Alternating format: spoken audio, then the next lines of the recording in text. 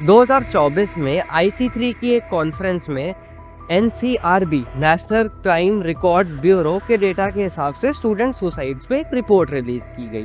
अब इस रिपोर्ट की हाईलाइट मुझे ये लगी कि पिछले 10 सालों में इंडिया में 24 साल की उम्र तक के लोगों की पॉपुलेशन 582 मिलियन से 581 मिलियन हुई है, लेकिन वहीं स्टूडेंट सुसाइड जो है वो ऑलमोस्ट डबल हो गई है। इसका मतलब क्या है?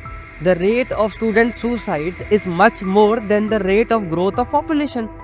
अब ये जो NCRB की जो रिपोर्ट है ये पुलिस FIRs के डेटा के बेसिस पे होती है। इसका मतलब ये है कि ये जो फिगर्स है ये सिग्निफिकेंटली अंडर रिपोर्टेड है और रूरल एरियाज में क्या चल रहा है ये तो अक्सर पता ही नहीं लगता है। अब ये चीज़ जो मैंने तुम्हें बताई है ये इंडिया की मेंटल हेल्थ क्राइसिस की बस एक झलक है। तो देखो, ये तो हमने कर ली स्टूडेंट्स की बात, अब कर लेते हैं जनरल पॉपुलेशन की बात कि इंडिया में ओवरऑल मेंटल हेल्थ इश्यूज के क्या रीजंस हैं। पहला रीज़न है एजुकेशन सिस्टम। तो 2022 में मिनिस्ट्री ऑफ एजुकेशन और NCERT ने मिलके एक सर्वे किया 3,80,000 स्टूडेंट्स का, जिसमें 6 से लेकर 12th क्लास तक के बच्चे थे। उसमें पाया गया कि 81% बच्चे जो है वो एंशियस फील करते हैं बिकॉज ऑफ एकेडमिक रीजंस, और 27% बच्चे लोनली फील करते हैं, 34% बच्चे टीयरफुल फील करते हैं माने रोने जैसा, और 7% बच्चे फील करते हैं that they are prone to self harm. अब तुम सोचोगे कि भाई अभी तो आपने बोला जनरल पॉपुलेशन की बात करें, तुम फिर वापस से एजुकेशन सिस्टम स्टूडेंट्स पे क्यों आ गए? अब मैं later on in the video बताऊंगा कि कैसे एजुकेशन सिस्टम की वजह से जो इश्यूज क्रिएट होते हैं वो लाइफ लॉन्ग परसिस्ट कर जाते हैं। अब देखो, इस क्राइसिस को चेंज करने के लिए 2 चीज़ों को चेंज करना पड़ेगा। पहला एजुकेशन सिस्टम इटसेल्फ ऑब्वियसली, और दूसरा पेरेंटिंग। अब चेंज ये है कि हमें रियलाइज़ करना पड़ेगा कि आज के डेट में इंडिया में नहीं सिर्फ पूरी दुनिया में एजुकेशन को एक जरिया बना दिया पढ़ने का, एग्जाम देने का और पैसे कमाने का। अब देखो, ऑब्वियसली एजुकेशन लेने का ये मोटिव होना भी चाहिए कि तुम फाइनेंशियल स्टेबिलिटी लेके आओ, बट एजुकेशन का मतलब साथ में ये भी है कि चाइल्ड का ओवरऑल डेवलपमेंट हो। अब ना पेरेंट्स ये बात सिखाते हैं जनरली, ना स्कूल ये चीज़ सिखाता है कि बच्चा इमोशनली इंटेलिजेंट कैसे बन पाए। बच्चों को ह्यूमन बिहेवियर के बारे में नहीं सिखाया जाता, बच्चों को ये नहीं सिखाया जाता कि डिफरेंट इमोशंस के साथ वो कैसे डील करें। अब तुम ये बात सोच के देखो, अब मैं लिंक बताऊंगा कि ये इश्यूज लाइफ लॉन्ग कैसे परसिस्ट कर पाते हैं। अब एक बच्चा है, उसके दिमाग में 10 चीज़ें आ रही हैं, उसकी फैमिली में 10 चीज़ें प्रॉब्लम्स हैं, उसके ऊपर एकेडमिक्स का भी प्रेशर है, बहुत सारी चीज़ों का प्रेशर है, तो उन चीज़ों के साथ वो कैसे डील करें वो कभी सिखाया ही नहीं जा रहा। तो ये चीज़ वो एडल्टहुड में भी कैरी कर जाते हैं, उनको कभी अपने इमोशंस मैनेज करना आ ही नहीं पाता है, उनको खुद से सीखना पड़ता है क्योंकि कोई ऐसा थर्ड पर्सन नहीं है जो उनको बता रहा है। और ये डेफिनेटली पेरेंट्स की भी जॉब होनी चाहिए और एजुकेशन सिस्टम की भी जॉब होनी चाहिए। तो हमें ये ऐसा करिकुलम्स में डालना पड़ेगा कि बच्चे अपने इमोशंस कैसे कंट्रोल कर पाएँ और अपने इमोशंस को कैसे रीडायरेक्ट कर पाएँ कि वो उनकी मेंटल हेल्थ जो है वो इन्हेंस हो। अब कर लेते हैं सेकेंड रीजन की बात, जो है सोसाइटल प्रेशर। अब इसके भी 4 एस्पेक्ट्स हैं। पहला है करियर। अब लोगों को स्पेशली अर्ली एडल्टहुड में माने 18-20 साल की उम्र में ऐसे करियर में फोर्स कर दिया जाता है जो परस्यू ही नहीं करना चाहते। अब ऑब्वियसली तुमसे कोई ऐसी चीज़ करवाई जाएगी जो तुम बिल्कुल भी नहीं करना चाहते, तो इनर कॉन्फ्लिक्ट भी क्रिएट होगा। साथ में जिन लोगों ने तुम्हारे पर प्रेशर डाला, चाहे वो पेरेंट्स हो, चाहे वो रिलेटिव्स हो, या तुमने पीयर प्रेशर में किया, तो उनके साथ भी रिलेशनशिप हैम्पर होती है और हमेशा के लिए एक सेंस ऑफ रिजेंटमेंट रह जाता है। और दूसरी एस्पेक्ट इस बात की है वो है फाइनेंशियल स्टेबिलिटी। अब हम इतनी मटेरियलिस्टिक दुनिया में जी रहे हैं कि इवन इफ कोई इंसान फाइनेंशियली अच्छा कर रहा होगा, स्टिल उसको पोजीशंस की एक नीड लगेगी जिससे वो औरों को दिखा सके, वैलिडेशन ले सके कि देखो मेरे पास भी ये चीज़ है, मैं भी अमीर हूँ। इससे बहुत एक नेगेटिव पैटर्न क्रिएट होता है जिसमें तुम बस चीज़ें होर्ड करते जाते हो और तुम्हें ऐसा लगता है ये चीज़ मेरे पास होगी तो और लोग समझेंगे कि मेरे पास पैसे हैं। इवन इफ तुम खुद से वेल ऑफ हो, तुम खुद से मेहनत करते हो, खुद से अच्छे पैसे कमाते हो, स्टिल तुम्हें एक नीड लगेगी औरों को दिखाने की जो हमेशा रहेगी और हमेशा तुम्हारी मेंटल हेल्थ को एकदम तोड़ फोड़ के रख देगी। और तीसरा एस्पेक्ट इस चीज़ का है मैरिज एंड रिलेशनशिप्स।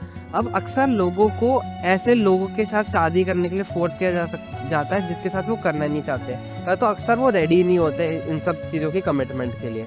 अब स्पेशली ये लड़कियों के साथ होता है। अब तुम्हें ऐसे इंसान के साथ फोर्सफुली रहना पड़ेगा जिसके साथ तुम नहीं रहना चाहते, या तुम इस सॉर्ट ऑफ कमिटमेंट के लिए रेडी नहीं थे, तो तुम खुद सोच के देखो लाइफ कितनी प्रॉब्लमेटिक हो जाएगी। सामने वाले के साथ भी लड़ाई होगी, तुम्हें भी अंदर से अच्छा नहीं लगेगा और तुम जिंदगी भर के लिए फंस जाओगे बेसिकली। इसलिए तो इतने ज़्यादा डिवोर्स रेट्स बढ़ रहे हैं, इनफैक्ट डोमेस्टिक वायलेंस भी बढ़ रही है क्योंकि लड़कियों का अक्सर फोर्स कर दिया जाता है मैरिजेस के लिए, और वो जज नहीं कर पाती हैं कैरेक्टर, उनको इतना टाइम नहीं मिलता है। और लड़के, यू ऑब्वियसली नो कि दुनिया की क्या हालत है, इंडिया में भी और बाहर भी। और चौथा एस्पेक्ट है सोसाइटल नॉर्म्स।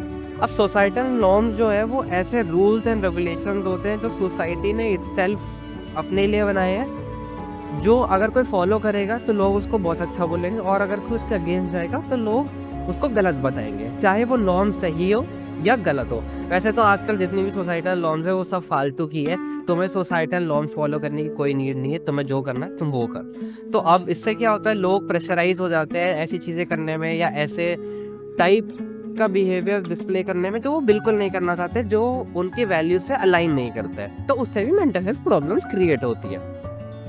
अब देखो, इसके 2-3 सॉल्यूशन है। पहला सॉल्यूशन है कि हमें as a society collectively change होना पड़ेगा।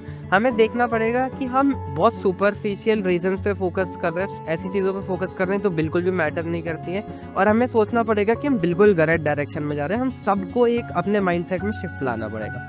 और अब दूसरी चीज़ हो गई कि हमें सेंस ऑफ सेल्फ अवेयरनेस लानी पड़ेगी। देखो, मैंने बताया है कि ना तुम्हें स्कूल में सिखाएंगे, ना तुम्हें पेरेंट्स ये बात बताएंगे। थोड़े बहुत पेरेंट्स बता भी देते हैं, थोड़े बहुत अच्छे टीचर्स होते हैं जो बता भी देते हैं, बट जनरली द ट्रुथ है कि तुम्हें कोई इमोशनल इंटेलिजेंस अच्छी करना है, उसको एनहेंस कैसे करें, ये कोई तुम्हें नहीं सिखाएगा। तो ये तुम्हें खुद से सीखनी पड़ेगी, खुद से तुम्हें अपने पैटर्न्स को समझना पड़ेगा, ह्यूमन बिहेवियर इटसेल्फ को समझना पड़ेगा, सेल्फ अवेयरनेस लानी पड़ेगी ताकि तुम अपने इमोशंस को कंट्रोल कर पाओ, उनके साथ डील कर पाओ।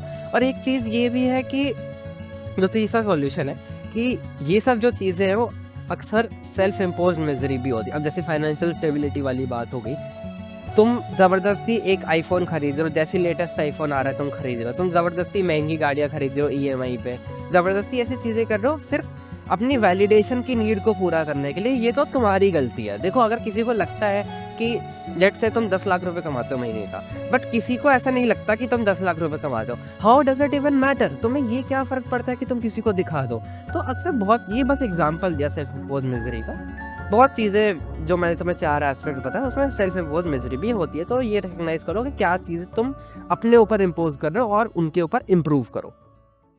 अब ये तो हो गई ऊपर ऊपर की बातें कि मेंटल हेल्थ प्रॉब्लम्स के रूट कॉज को कैसे रिकग्नाइज करें, उन्हें कैसे सॉल्व करें ताकि ये प्रॉब्लम्स आए ना। अब बात कर लेते हैं, अगर कोई इंसान प्रोफेशनल हेल्प सीख कर रहा है तो उसको क्या प्रॉब्लम्स फेस करनी पड़ती हैं। तो पहला है सोशल स्टिग्मा।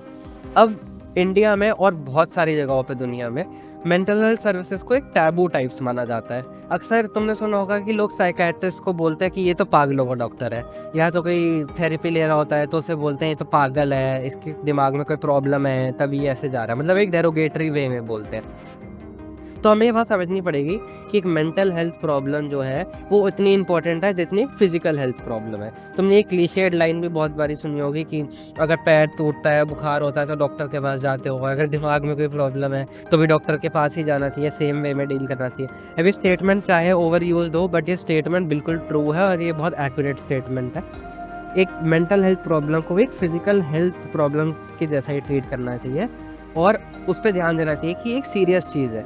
और ये चीज़ दिमाग से निकाल दो कि mental health problems are just an illusion, ऐसा कुछ नहीं होता, लोग बस खुद से ही खुद ब खुद ही परेशान होते रहते हैं। ऐसा बहुत रेयर केसेस में ट्रू भी होता है, एट सम पॉइंट ये ट्रू भी होता है, बट मुझे नहीं लगता ये जनरली ट्रू है। मेंटल हेल्थ प्रॉब्लम जो है बहुत रियल चीज़ है और हमें इनको सीरियसली लेना चाहिए। अब हम दूसरी प्रॉब्लम पे आ जाते हैं, वो जो है अफोर्डेबिलिटी। जितना मुझे पता है, मैं एक मेंटल हेल्थ प्रोफेशनल नहीं हूँ, बट मैंने इतना नोटिस किया है कि 1500, 2000, 2500, 3000 इवन मोर जो अच्छे साइकोलॉजिस्ट होते हैं या साइकेट्रिस्ट होते हैं वो अपने अपॉइंटमेंट्स का इतना लेते हैं। हो सकता है कोई थोड़ा एमेच्योर हो, थोड़ा नया हो तो वो कम भी प्राइजेस चार्ज करता हो, but still even 1000-1500 rupees is a very huge amount for a average person, for an average person. क्योंकि हम देखो इंडिया में इतनी इनकम लेवल्स है नहीं कि लोग मेंटल हेल्थ सर्विसेज जो है वो इस वे में अफोर्ड कर पाए। तो इस चीज़ को सॉल्व करने को के लिए तो गवर्नमेंट को स्टेप इन करना पड़ेगा। हम गवर्नमेंट को देखना पड़ेगा कि कैसे अंडर प्रिविलेज लोगों को एक सब्सिडाइज रेट पे थेरेपी और साइकेट्रिस्ट वगैरह के अपॉइंटमेंट मिल पाए, उनके पास भी एक एक्सेस होना चाहिए मेंटल हेल्थ सर्विसेज का। डेफिनेटली ये चीज़ तो गवर्नमेंट को ही फिगर आउट करनी पड़ेगी।